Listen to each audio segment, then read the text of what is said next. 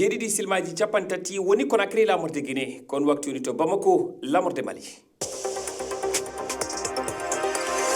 Ahmadou Barouba. tedduɓe heeɗiɓe fi fulfulde hande ko alkamisa balɗe nogas e ɗiɗi lewru jeeɓuru hitande ujunnaji ɗiɗi nogas e joyyi jaam Allah wale moon bisimilla moon ley kabaruji ɗi tefoore yawde labtude e wargoji waɗuɗi to jafraɓe hakkudere Mali ɗum woni ko yiɗi ɗe pelle windereyankoje e FIDH e Amnesty International ɗe pelle daraniɗe hakkeji yimɓe kolli mette mumen e alhaali ɗi wargoji e siwileɓe yontere faltide alhaali wiyaɗo ni no heewi ko waɗata e nder Mali ɗum holli goto e wittoɓe ɗe pelle ma en keɗoma e ley kabaruji ɗi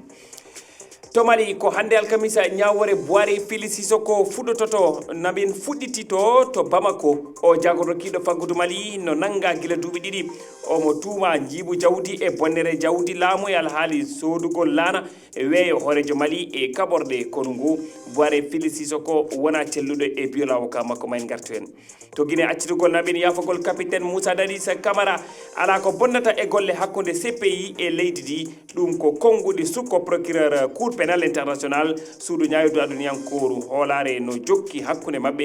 golle ɓe immina ɓe timmi hanki e nder ndi leydi ɓe kuccodiri e jayndiyankoɓe ma en gartu hen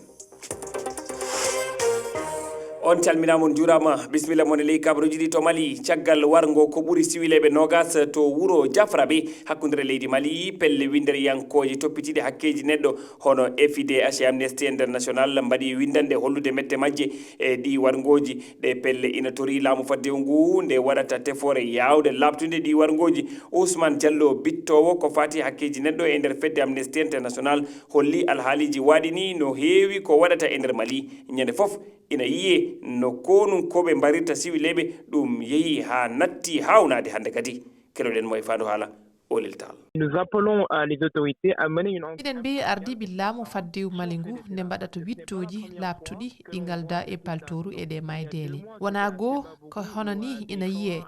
lebbi ɗiɗi joni koto sebabugu gumbe tawa sara nokku ɗo konu Mali daki to wuuro Kuala ɗum ɗo nana wonto hunde huptodinde no feewi e nder Mali ñande foof ina yiye no konunkoɓe mbarirta siwileɓe ɗum yeehi ha natti hawnade kono ngu waɗi windande e nder mayre ngu holliti ma wittoji mbaɗe miɗen jiiɗi ɗin wittoji gona labtuɗi e dow nunɗal wonande ɓe waraɓe to Jafaraɓe kono kadi ngam sembinde sariye konu Mali ha tengti noon e sahaji kareɗi ɗo ngakkende nunɗal teska e kala ko yowti e bonandeji ko wayno ko waɗi ko to Jafaraɓe. Ousmane Diallo wittowo to Amnesty International